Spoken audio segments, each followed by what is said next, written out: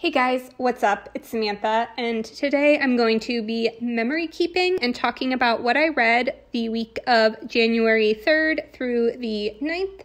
So first and foremost, I am using this older Scribble Prince Co. kit that I believe was a Christmas kit, but it had enough winter-ish elements, like non-Christmas elements, that I felt like I could use it as a winter kit. I'm really trying to use up my stash. I have a ton of older kits that I had set aside to memory keep 2021. And since I never ended up memory keeping 2021, I still want to use a lot of those kits. There's a few that I've decided to let go to either sell or pass on to someone else.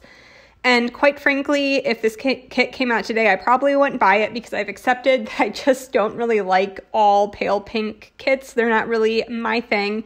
But I'm trying to be good, use my stash, and use up kits that I already have instead of just buying a ton of new stuff. And I tried to make it a little brighter, a little more fun by pulling in this really fun pink hollow from SPC.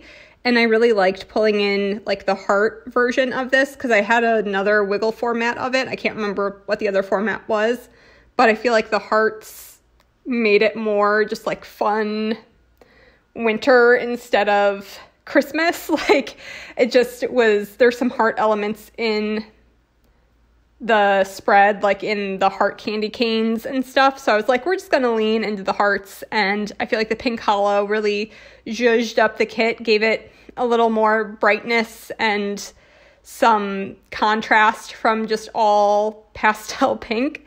So I also pulled in a pink hollow quote box from Rose Color Days. The pink hollows aren't exactly the same, but when they're down on paper, like especially in light, it's not noticeably different. So I really do like how this came out with that pink hollow foil. I think it's very pretty.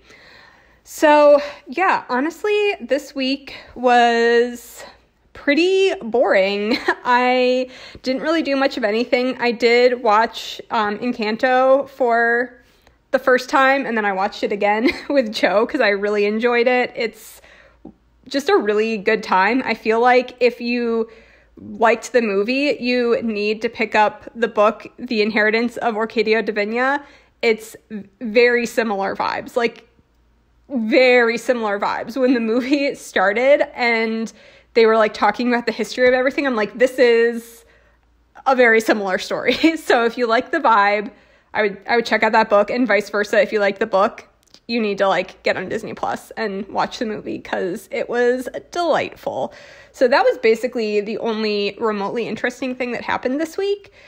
I only finished 2 books, which my attention span has been so bad. I've been reading, but I just can't focus on one book. I keep bouncing back and forth between like 6 different things. So I'm not finishing books, even though I'm reading a lot. So I only finished 2 this week.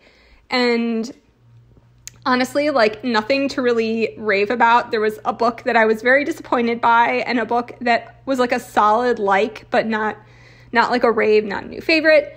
So I'm going to go ahead and jump into that. So the first book that I read, which was The Disappointment, was The Wolf and the Woodsman by Reid, and I gave this like a 2.5 stars.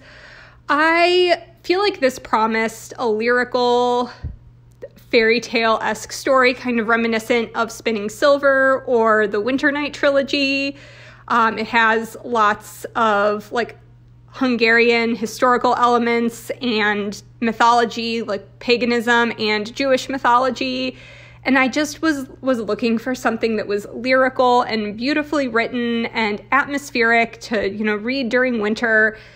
And it just let me down. So I actually really liked the first half of this book. I thought I was maybe going to be in the minority because I feel like a lot of people, I've heard some people rave about this and include this on their favorites of the year list.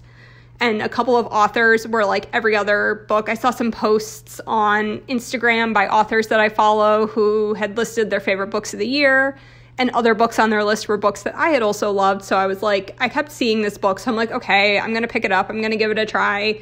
The Goodreads average rating was kind of low. I usually don't pick up stuff that I think it was like around like a 3.5, a 3.6, and that's pretty low for Goodreads. So I was like, but all these other people loved it, so maybe I'll love it. And I don't know. The writing was, especially in the first half, I feel like the writing showed so much promise, and I really enjoyed the religious and like mythology elements, like the religion and mythology elements that were included in this were really well done. But I feel like it fell apart in the back half. So I flew through the first half, and then it took me like the whole rest of the week to get through the back half of this book. And I was listening on audio, but it's an audiobook narrator. I've listened to other stuff that she's narrated, and I like her, so it wasn't a bad like narration experience. But she, like the back half, I felt like was so long. Like I just couldn't, like I'd sit down and be listening to it and be like, I feel like I've listened to this for forever, and it would be 10 minutes. And I'm like, oh, I'm never going to finish this. It just got really convoluted. Like there was too much going on. A lot of stuff that happened didn't really seem relevant or didn't end up mattering that much. I don't know. I just was really let down the farther I got into this book, because the beginning was so beautiful and showed so much promise, but I don't know. And the romance was kind of half-baked. I genuinely wonder if this started as a Nina and Matthias fanfic, because the romance was very reminiscent of that, like him being basically the equivalent of a witch hunter and her being like the wolf, the witch, like pagan powers, and he's like the puritanical religious thing who's like death to all the pagans, and they are like hiking through the woods, and it just was very reminiscent of that, but it just felt underbaked. I don't know. I do plan on picking up the author's next book, because like I said, I did see a lot of promise in her writing, and I feel like with time, like for her, if she develops more as an author, I would really enjoy something written by her, but this just wasn't it. So big disappointment. Yeah. Then the next book I read was an advanced copy that comes out January 25th, and that's The Roughest Draft by Emily Wibberly and Austin Siegemund-Broka, and this is their adult romance debut. So they are a pretty well-known writing duo who writes in the YA space. I've read a couple of their books before, liked them, but I mean, as with all YA contemporary romance, pretty much at this point, it just feels like I'm kind of beyond it. I'm just not really the target audience anymore. So I've liked their stuff, but I was really intrigued to see what they would do in the adult space. So like the biggest thing going for this book is I could not put it down. I read the whole thing in one sitting, which speaks volumes considering that like up until this point had not been reading a lot of books in print. I had been listening to audiobooks a lot for the past few weeks just because my brain felt like mush. And then I like sat and read it all in one sitting. Like my attention span stayed focused for the entirety of this book, which was awesome. This is a bookish romance, which I always love a bookish romance. There's a ton coming out this year. I feel like I had arcs for 5 different bookish, like writer-involved romances. So if you are a fan of that trope, there's like lots of stuff coming down the line, but this definitely falls into that category. And it is kind of a art imitating life, imitating art sort of thing, where the book is about an estranged writing duo who has written a couple books together. Their last book was a huge hit. The movie's coming out, and their editor and publisher is like, they're trying to push them to get back together to write another book and kind of finish out their contract, because they had a contract for 3 books, and then kind of ride the hype wave of their, like the movie coming out of their book so that they can sell more copies of this like new book that they're trying to get them to write. So they hate each other, and you don't quite know why they hate each other. There's definitely some very strong feelings between them, but you don't quite know what happened. Like you get the sense they used to be really good friends, but you don't know why they stopped writing together, why they haven't talked in years, like what is going on. and the chemistry and like energy between them, like not just a romantic chemistry, but the professional like vibes and energy between them, how well they worked together. I really appreciated that and how well that was captured on page. I really enjoyed the writing style of this. I felt like it was really well written. And I think this isn't as much a traditional romance. I mean, it is a romance, but this felt like a little more contemporary fic sort of thing, and not like in terms of the writing style, it wasn't as like light and bubbly as a lot of romance can be. Like a lot of contemporary traditionally published romance tends to be like a little lighter, a little more fun.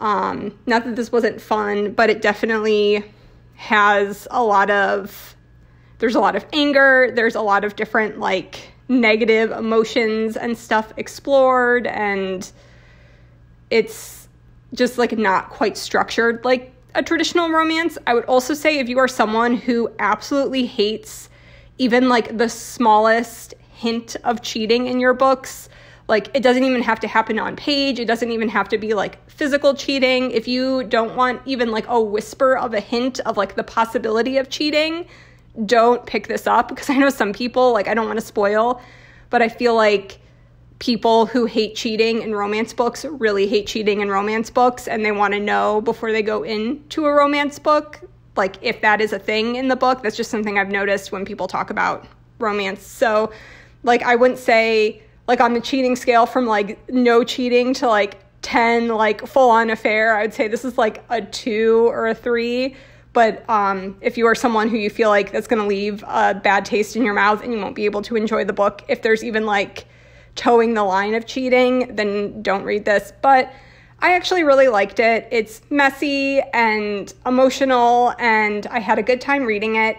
So I would say like solid, good book. I'm excited to see what else they write in the adult romance space. I gave this like a 3.75 out of 5 stars. Like when I first finished it, I was like 4, and then I sat on it for a little longer, and I think like 3.75 is the sweet spot. Liked it. Not a new fave, but I'll definitely be reading their other adult romances as they come out with them.